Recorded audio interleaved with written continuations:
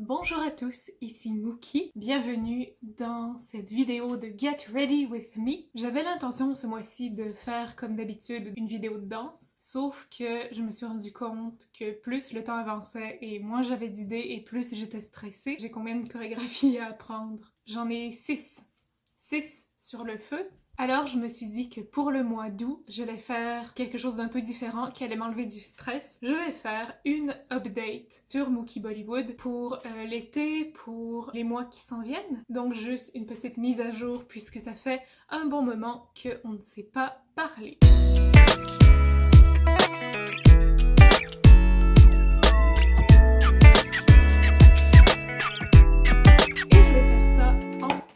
Mon maquillage. Justement, je me prépare pour le tournage de l'un des workshops.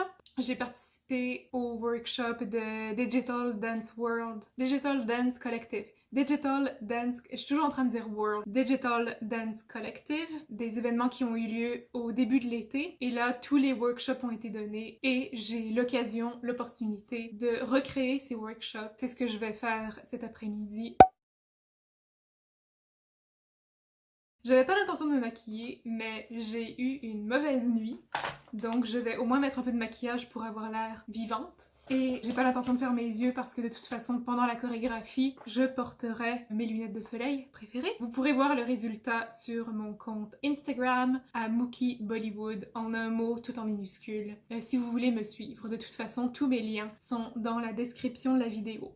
J'ai 3 trousses de maquillage, c'est le chaos. Alors, la dernière fois qu'on s'était vu, j'avais parlé de ce qui était excitant, donc mon anniversaire, ce que je prévoyais faire, les workshops et tout ça, mais j'avais pas vraiment parlé de mon état de santé mentale, ce qui se passait avec la COVID. Ça a été une drôle de pandémie. Au début, je trouvais ça assez positif. La pandémie n'est pas positive, je tiens à le signaler ici.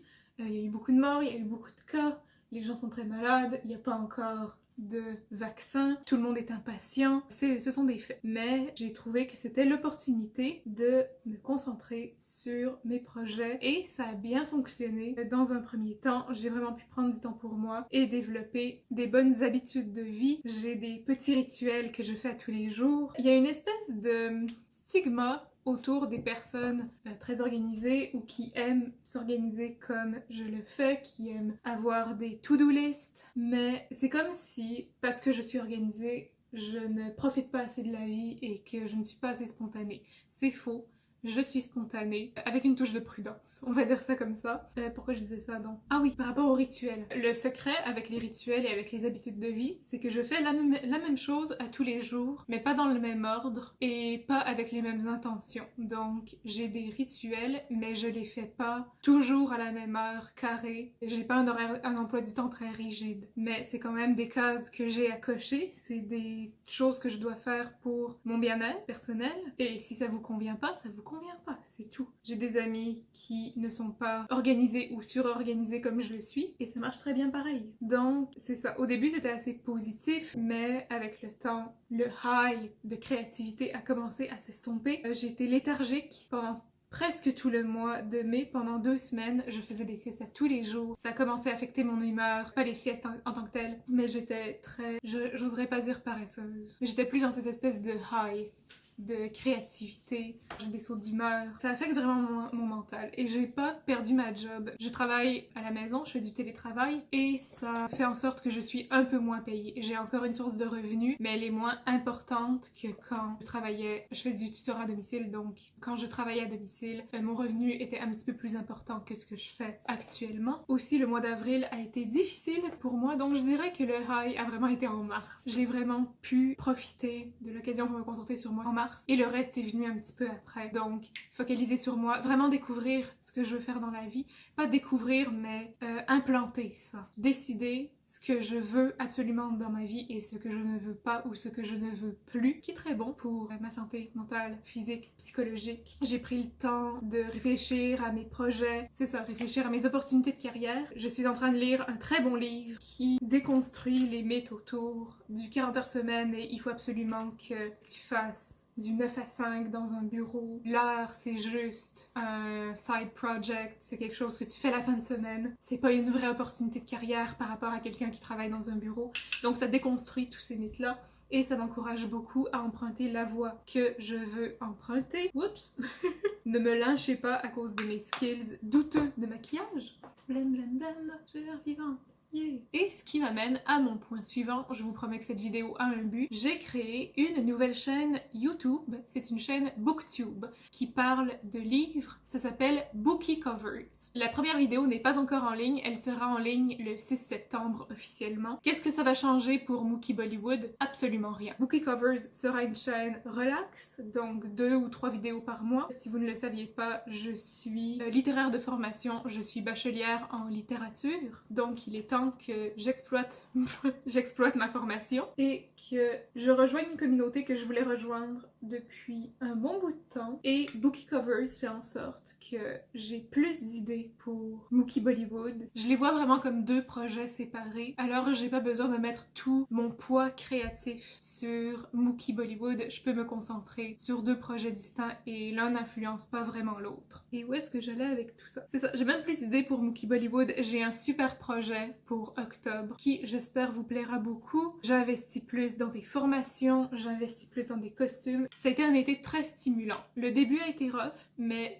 dans l'ensemble, je trouve que ça a été un été très stimulant. Et tantôt, je vous parlais de santé. Ma santé, donc, a été affectée. J'en ai parlé beaucoup. J'ai pu instaurer des petits rituels, non seulement dans mon hygiène personnelle, dans mon hygiène de vie, dans mes habitudes, mais aussi par rapport à la danse. Un danseur se doit de respecter son corps, c'est son outil de travail. Je sais pas si vous le saviez, je le savais pas avant, mais la danse ne suffit pas. Dans la plupart des cas, il faut une activité complémentaire comme la natation, la course, kickboxing. Pour l'instant, je me concentre sur le yoga. J'avais l'intention de m'inscrire au gym de mon ami pour qu'on y aille ensemble. Et après, Covid est arrivé. Donc, ça a été annulé, mais j'ai l'intention éventuellement de me concentrer là-dessus, d'investir. En attendant, je fais une espèce de mini workout à la maison, je fais du yoga, des pauses de yoga tous les jours, je travaille la musculation, donc ma ceinture abdominale, mes abdominaux et mes genoux. Mes genoux sont mon point faible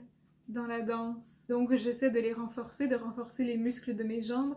Quand je faisais de l'équitation, j'avais des jambes très musclées et j'ai tout perdu en l'espace de quelques mois. Mais ça revient tranquillement pas vite. J'essaie d'être disciplinée. Comme je vous l'ai dit, de faire la même chose à tous les jours, mais pas dans le même ordre, ni à la même heure. Comme ça, mon horaire n'est pas engorgé. Et c'est ça. Je travaille un peu sur des idées. J'aimerais faire des tutoriels ou des workshops sur Mookie Bollywood éventuellement. C'est un projet qui est encore en gestation, donc je vais pas tout annoncer d'un coup. Il faut d'abord que je déménage. Ça, c'est un autre gros changement. On prévoit vendre la maison et déménager dans un plus petit espace. Et j'espère que j'aurai un espace pour danser parce que avec la température qui va se refroidir, je vais pouvoir danser dehors de moins en moins, donc il faut que je trouve un autre espace ou il faut que je loue un autre espace. Mais on traversera le pont quand on sera rendu à la rivière. De quoi je veux parler d'autre côté santé? Je suis une végétarienne ovo-lacto, ça veut dire que je consomme des produits laitiers et des œufs, et j'ai une dent sucrée. Donc c'est difficile pour moi parfois de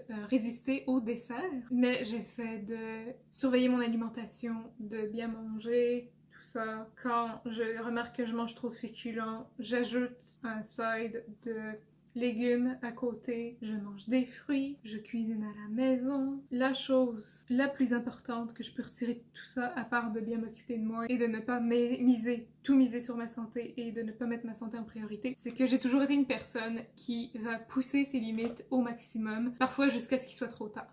Si vous me connaissez personnellement, vous savez que c'est très vrai, je n'invente rien. Et ça peut devenir très pénible, autant pour moi que pour mes proches. C'est l'un de mes gros défauts, je ne respecte pas mes limites, je ne les connaissais pas avant, et même quand j'ai appris à les connaître, je refusais de les respecter parce que ça allait me rendre plus forte et plus déterminée, et je suis une personne résiliente qui n'a besoin de personne. J'ai commencé à consulter une psychologue en début d'année, j'ai décidé d'arrêter aussi par rapport au Covid. Ça m'a permis de me rendre compte des limites que je ne devais pas franchir et que je ne devais pas laisser les autres franchir. Il fallait pas que je me laisse marcher sur les pieds. Donc c'est ça. Ma carrière est importante, ma vie est importante. Je ne peux pas me permettre de repousser mes limites et de faire un burn-out. Parce que le burn-out, attendez, faut que je me concentre. Un burn-out, c'est pas tant à propos de ce qu'on aime faire ou non, c'est à propos de où est-ce qu'on met nos limites. Selon moi, selon ce que j'ai pu observer. Même si je continue dans ma carrière d'artiste et que je publie plein de livres et que je participe à plein d'événements de danse et toutes les autres choses que les artistes artiste font, je ne suis pas à l'abri d'un burn-out et il faut que j'en sois consciente aussitôt que possible. J'avais dit que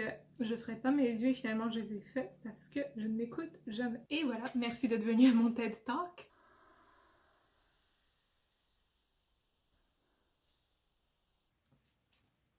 Je rajoute un peu de blush, je pense. J'ai l'air un peu pâle. C'est pas mal tout ce que j'ai à dire là-dessus. Je pense qu'on vit tous la pandémie de manière différente. Et je pense qu'il y a du bon et du mauvais dans chaque situation. Et que c'est une époque très importante pour méditer sur nous-mêmes et sur nous en tant que société, en tant qu'espèce. Il y a eu le mouvement Black Lives Matter qui a ressurgi. En fait, il était toujours là, mais qui est revenu dans les médias. Il y a eu la deuxième vague de MeToo au Québec, en tout cas. Je sais pas pour les autres régions.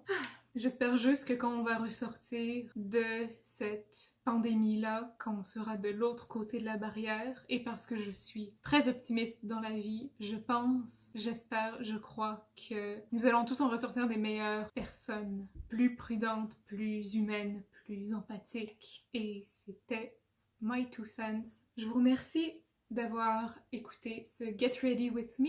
Je vous remercie d'avoir écouté mon update. Si vous avez des commentaires à ajouter, n'hésitez pas à les laisser juste en dessous de la vidéo. N'hésitez pas à liker, commenter, vous abonner, partager. Vous connaissez la chanson. Je vous rappelle que Bookie Covers sortira officiellement sa première vidéo le 6 septembre. Et quant à nous, nous nous revoyons très bientôt sur Instagram. Et sinon, le mois prochain, j'ai malheureusement dû annuler mon voyage en Inde pour cette année. Je ne pense pas que les voyages seront admis de sitôt, mais j'espère fortement y aller en 2021. C'est un voyage que je reporte depuis des années déjà. J'espère célébrer Holi en Inde. J'espère célébrer Navratri, tous les festivals. L'un de mes rêves dans la vie, c'est de passer un an et de passer à travers tous les festivals hindous et indiens. En attendant, nous allons célébrer Navratri à Québec avec des dandiya, avec du garba, qui est l'une de mes danses folkloriques préférées. Et après, nous verrons bien. Bye bye!